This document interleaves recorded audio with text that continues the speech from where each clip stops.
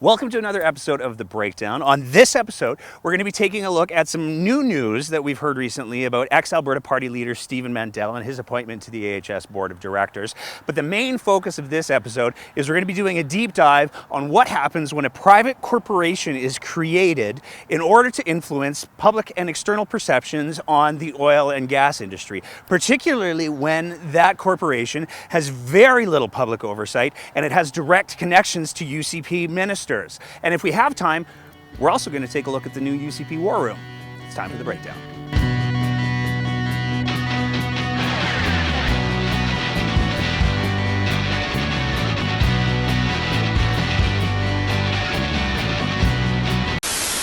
There's been a lot of attention on Canada Action over the last couple of weeks, and particularly with their t-shirts, but things have now escalated to the point where it's not just about t-shirts anymore. At the climate rally that happened in Edmonton, this happens. So for those of you that don't know, those are the windows of the legislature, and that's Jason Kenney's chief correspondence with the people officer, Matt Wolf, and that's a poster of Canada Action and the I Love Oil and Gas with the Canada Action website in the window of the legislature. Even more important, just recently, House Leader Jason Nixon introduced a motion calling on the legislature to effectively endorse Canada Action and their apparel to be worn inside of the legislature. Now, to really break down the whole Canada Action, I Love Oil and Gas, all of the other stuff, there's three fundamental questions that we have to ask. So the first one is, what actually is Canada Action? The second one is Canada Action a political group? Are they a special interest group? And finally, the biggest question that we have to ask is, why is there stuff showing up in the legislature? So in order to have a conversation about Canada Action, we first have to start with the history of that organization. The legend goes, in 2010, Cody Battershill, who's one of the founders of Canada Action, was visiting Vancouver and he came across a Lush store. And in that Lush store, there was a big display that was protesting the oil sands. I believe they called it the Stop the Tar Sands campaign that they were running at the time.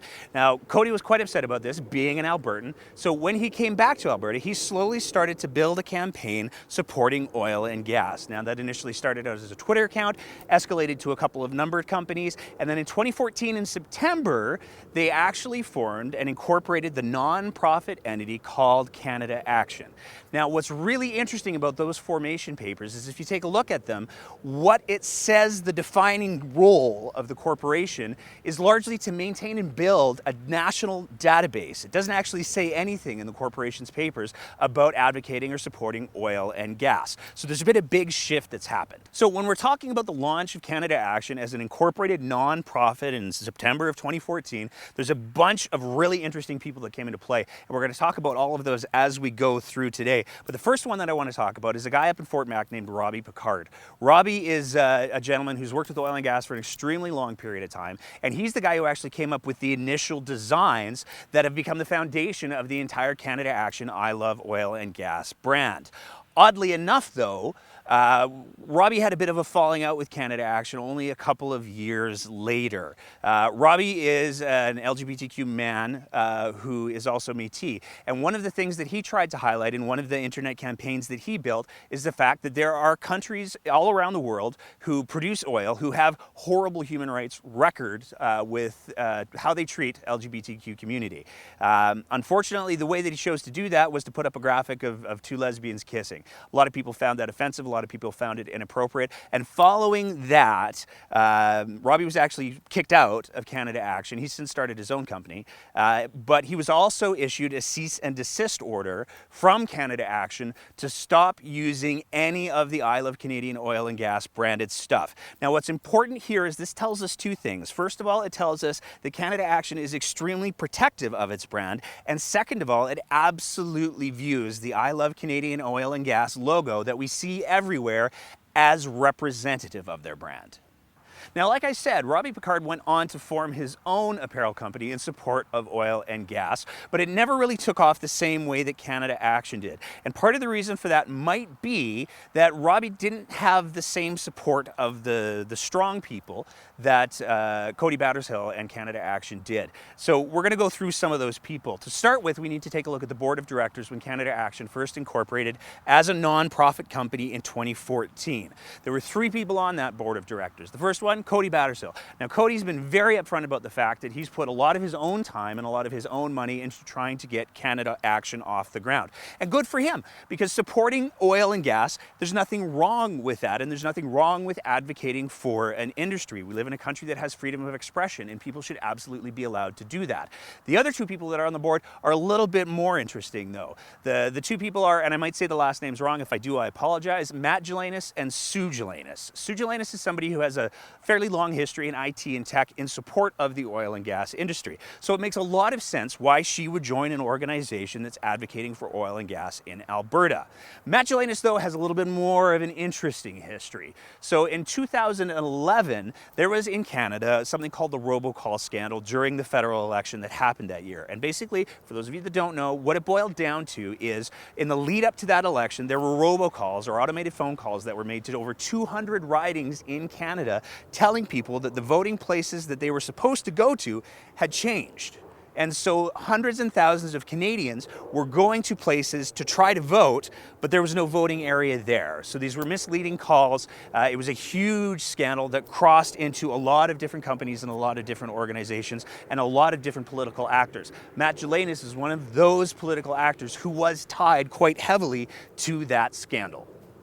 But that's just the tip of the iceberg. If you take a look at the corporate registry documents that were filed from 2016 to 2018 for Canada Action, the person who filed all of those documents on behalf of Canada Action was none other than current health minister for the government of Alberta, Tyler Shandro. Now, it appears that Tyler Shandro stepped down right before he accepted his nomination to be the UCP candidate in the area that he ran in, but it is really quite telling the fact that here's an organization that's being heavily endorsed by the Alberta government right now, and one of the ministers in that government used to be the lawyer for them. But it gets even worse, because if you take a look at the registration documents that were filed when Doug Schweitzer created a corporation to explore his leadership bid for the UCP, the address that he lists as the corporate headquarters for that group is the same address, the exact same address, as the corporate headquarters for Canada Action. So at the exact same time, Doug Schweitzer was stating that his corporate headquarters was at the exact same location as Canada Action's corporate headquarters. This is all during a leadership race, the UCP leadership race, that has now seen over $180,000 in fines issued for unethical and illegal behavior.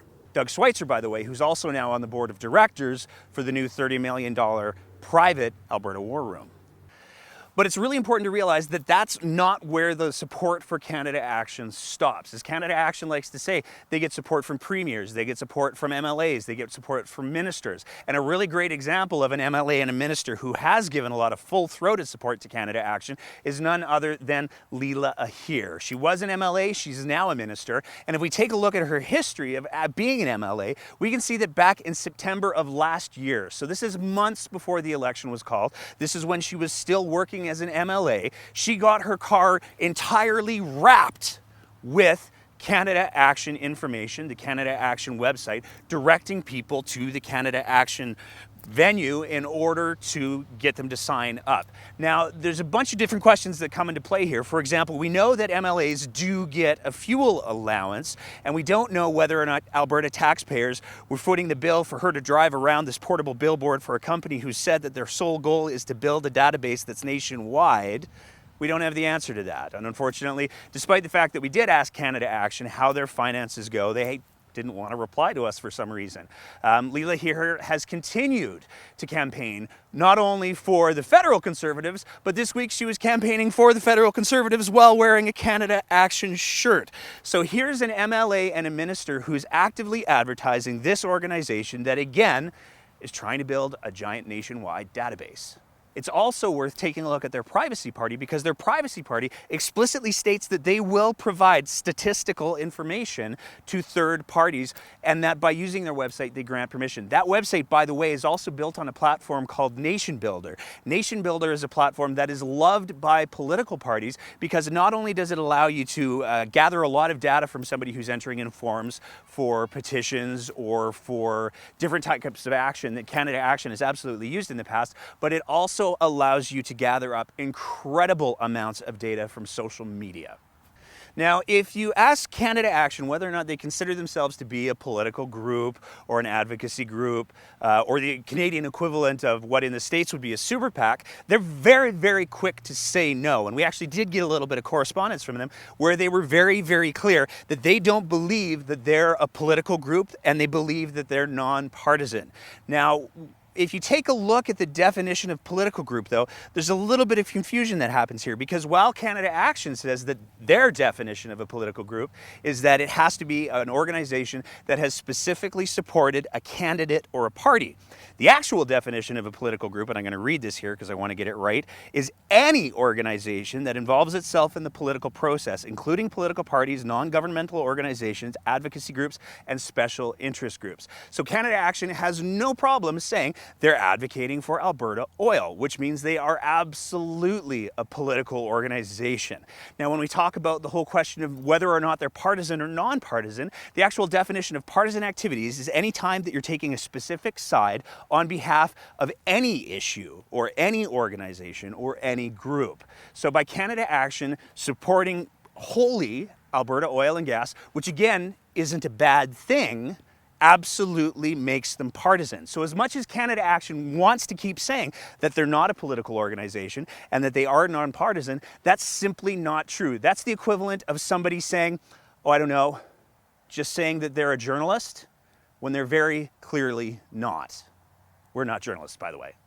So even if we ignore the fact that words mean what words mean, not what you want them to mean, and then we've very clearly shown that Canada Action is political and they are partisan, as we showed in our last episode, Canada Action has done some things that definitely put them in the category of political and partisan. Whether we're talking about the fact that they hosted a rally after the election that only had conservative speakers speak at that rally, or we're talking about the fact that they've organized convoys that were designed in protest of Canadian legislation, or the fact that they've gone so far as to call for provincial employees to be fired from their jobs. There's no question about the fact that Canada Action has a political agenda and they have a partisan agenda. And again, all of that is largely okay. We do live in a country where we have freedom of expression and they are allowed to take a stance on these issues, just as people should be allowed to take a stance in opposition if that's what they believe.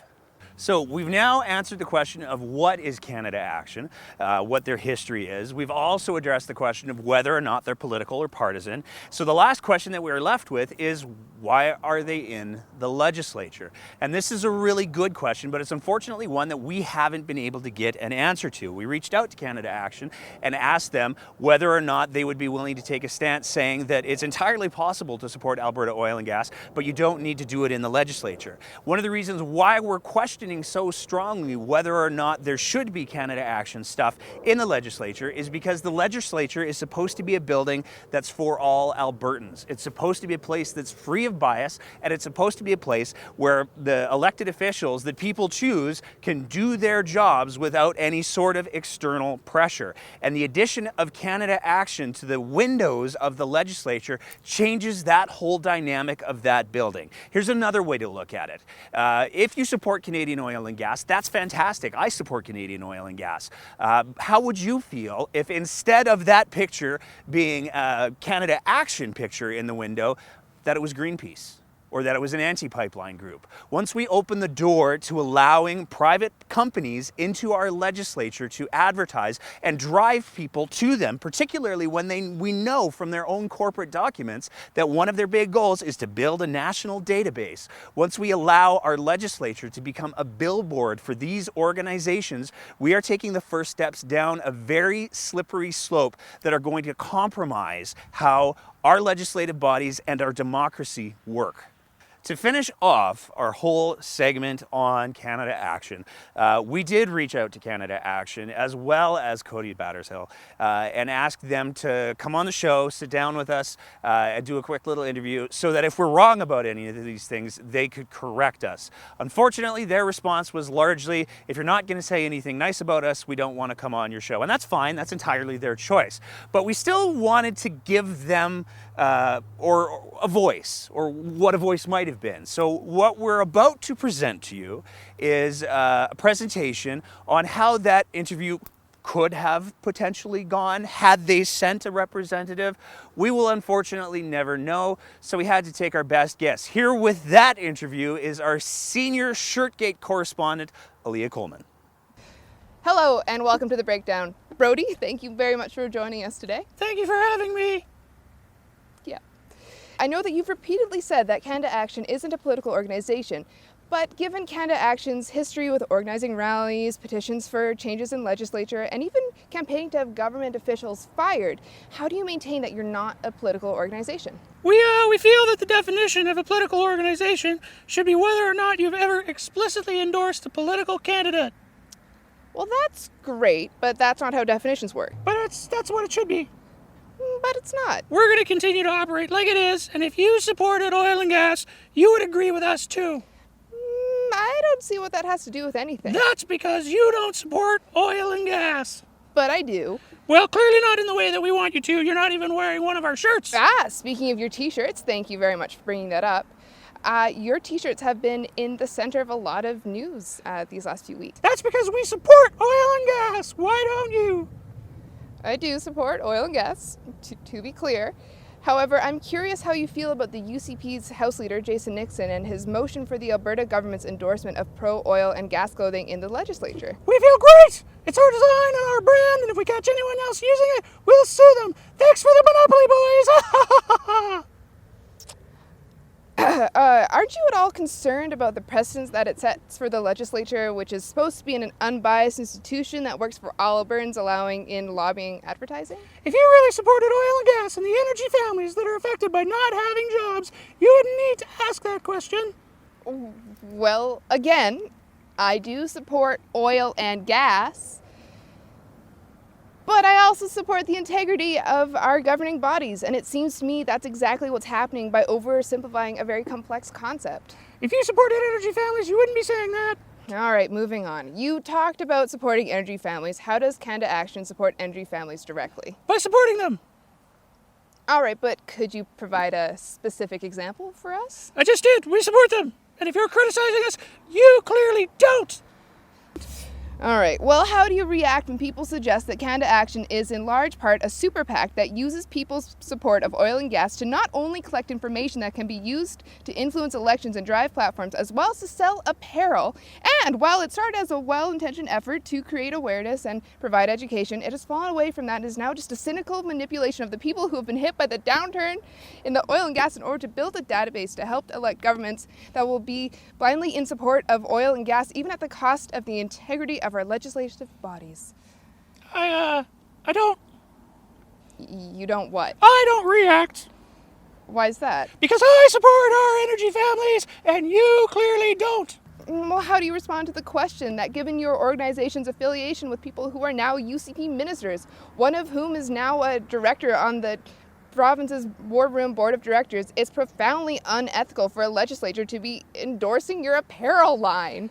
These are all people who support our energy families, and if they've experienced massive personal gain in any part due to their support of Canada Action, which is the same thing as supporting energy families, no matter what evidence you have or what sort of rational, compelling arguments you might make, that just goes to show that good things happen to people who fall in line. Who support Alberta Energy and our energy families. But aren't you at all concerned that at some point people are going to start to wonder if you're just selling them shirts and the idea that you're supporting oil and gas, when the reality is that there's significantly more going on than what you're saying? That's just more fear and smear. Would you be willing to say to your supporters that it's entirely possible to show support for oil and gas, but at the same time show some respect for the legislature and refrain from wearing the shirts in the legislature? No. Why not? Doesn't that suggest that you're putting the well-being of your apparel company above the health of our democracy and its institutions? Oil and gas is the only institution that matters. Anything else is fear and smear. This government was elected on the largest popular mandate in the history of our province. Blame the NDP. You keep saying fear and smear. Why does that sound so familiar? No reason. The UCP government of Alberta finally fulfilled one of their campaign promises in regards to creating the War Room to combat the negative narrative, I guess, that exists outside of Alberta towards oil and gas. And the way that they're doing it should terrify and blood curdle pretty much every Albertan out there. Rather than create a separate office in a ministry that would allow for the public to FOIP for information or for direct oversight from public bodies, the way that the government has chosen to create their war room is to create a whole separate private corporation that's funded with $30 million of taxpayer money. Now, to be clear, the way that they've built this corporation means that you as a taxpayer will never be able to find out how your money was spent and what it was spent on. To make matters even more, let's use the word unethical, the 3 directors on the board of directors for this corporation are 3 ministers within the government of Alberta. So Sonia Savage, Doug Schweitzer, and Jason Nixon are all the board of directors for this corporation. There's a tremendous amount of bias that's involved in the way that this corporation has been constructed, and it should, like I said, terrify every Albertan that we are now giving $30 million to a private company that will never get to know whether or not they've done anything, whether or not it's been effective, and whether or not they're actually using that money responsibly, or they're just opening up offices around the world so people can take nice vacations.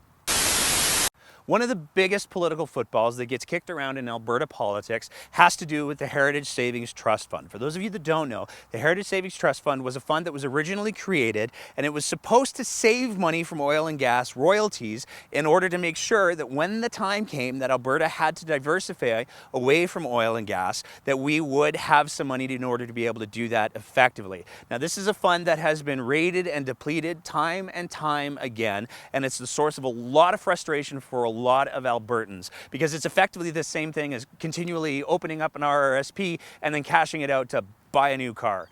Well, there's a new member on the board of directors for the trust fund, and that member is none other than MLA for Calgary East, Peter Singh. If that name sounds familiar, it's because he's the guy who's currently under investigation by the RCMP for identity fraud, identity theft and fraud. So if you're going to put someone in charge of effectively a slush fund for the province that we know isn't necessarily as secure as most Albertans would want it to be, why you would choose someone who's currently under a criminal investigation for fraudulent activities is a question that the UCP should definitely be answering more effectively.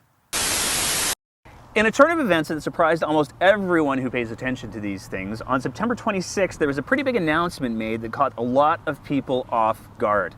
To give us a little bit more context on this, we're joined today by senior plausible deniability correspondent Aaliyah Coleman. Thanks, Nate. And you're right. People across the province, and especially in the Alberta Party, I'm sure were shocked to hear that only a couple months after stepping down from the Alberta Party, Stephen Mandel has yet again managed to get appointed to a position of pretty serious influence in Alberta when the UCP government approved his appointment to the Alberta Health Services Governing Board. Now, don't you think this bodes well not only for the Alberta Party, given that it seems to show that the type of people who are attracted to the Alberta Party do well in leadership and governance roles? Well, I guess that all depends how you define governing roles. What do you mean? Look, Mandel's track record on governance isn't the strongest by a long shot. I'm not sure that I follow. I'm not surprised that you don't follow. I'm not sure what you're getting at there. Look, when it comes to people who absolutely should not be commenting on the business of the Alberta Party, you're pretty high up on that list. Not only did you run for the Alberta Party in the last election, wasn't that long ago, but you still volunteer for them. So I don't understand how anyone could possibly think that you would be able to provide any kind of insightful commentary on the matter. Well, I don't know if that's... Well, okay, the bottom line, Mandel was the mayor of Edmonton for 3 terms, and while some people found him to be a pretty cool guy, a lot of people didn't. When he was appointed as health minister under the PCs before he even got elected, people complain about my generation being entitled, but dude was almost 70 when he got that dope gig. And then while he was running the Ministry of Health, that ministry turned down $1.4 million from the federal government to help with addictions. And that was when the opioid crisis was really getting speed and people were starting to see it for the serious problem that it was. But after he got voted out with the PCs, he waited a few years before he came in and took over leadership of your precious Alberta Party. Well, there was a leadership race. Well, of course there was. But prior to Mandel's leadership, the Alberta Party prided itself on intelligent, evidence-based policy. You guys had 3 MLAs. There was great expectation heading into the next election that you guys were going to be a force to be reckoned with. Well, I think we did pretty good. You beat the Liberals in Alberta. Barely. Do you really want a slow clap for that? We brought some pretty solid ideas to the table, I think. Well, yeah, a few, but you left the really good ones on the floor of your last AGM. I'm not sure that's entirely fair. Under Mandel, your party literally copied the UCP's homework on the carbon tax, and you pulled out the idea of creating an entirely new level of bureaucracy to administer the GST and income tax on our province. Plus, you jumped on their bandwagon on the whole equalization bit. And that's to say nothing of the fact that you guys didn't even release your full platform until after the early voting was done. And in this election, we saw the highest early voting numbers in the history of the province. I think there was some concern that other parties were going to steal from Alberta Party platform ideas. Says the party that stole the UCP's carbon tax policy. Look, Nate, I'm not saying that the Alberta Party was a complete train wreck under Mandel's leadership. You guys had and still do have some really good ideas, and you guys have the potential to become a force to be reckoned with within our province. But if your big takeaway from Mandel being appointed to the AHS Board is that it validates the Alberta Party, you're really undervaluing what your party could be. Okay. So, Nate, I don't think that the accusation that people are trying to make about Mandel being some sort of kamikaze candidate for Kenny has any real substance. Because when the UCP was running the Callaway campaign, they did it a lot better. This would be sloppy for them. Mandel's appointment to the AHS Board is nothing but a desperate attempt to remain relevant in the eyes of Albertans. And the UCP taking advantage of an opportunity to further weaken the Alberta Party, because you can't possibly think that Mandel's going to be doing anything to help the Alberta Party while he's sitting on that board.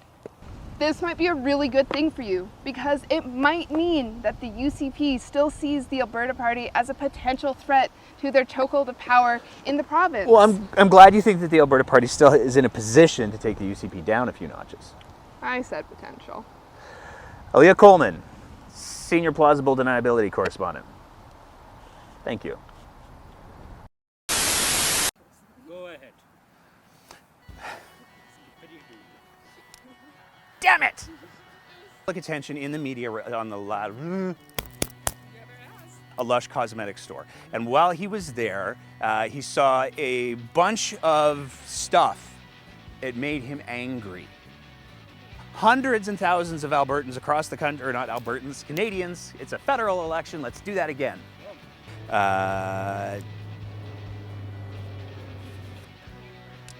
Let's do that again. Signs that we now see on t-shirts. People having the something, things, also reasons and stuff.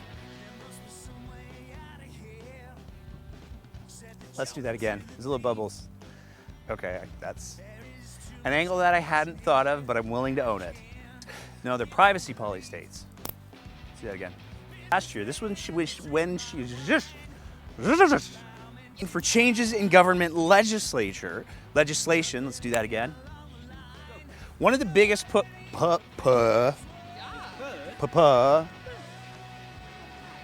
away from that whole segment is we had a bunch of people say, well, you should just check with the office.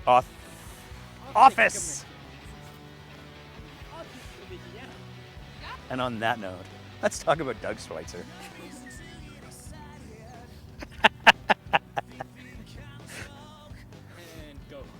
About a week before he was actually nominated in the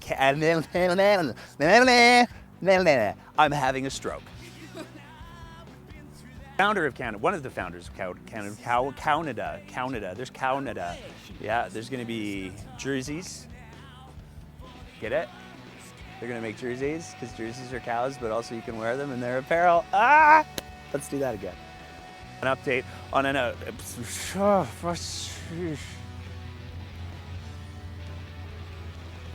and they've also done something else too. Called for provincial government employees to be fired. Let's do that again. We're going to talk a lot about those other ones. Damn it. I got distracted by the dog. Ethical behavior. What's going on over there? Okay. Let's try that again because everybody got puppied out.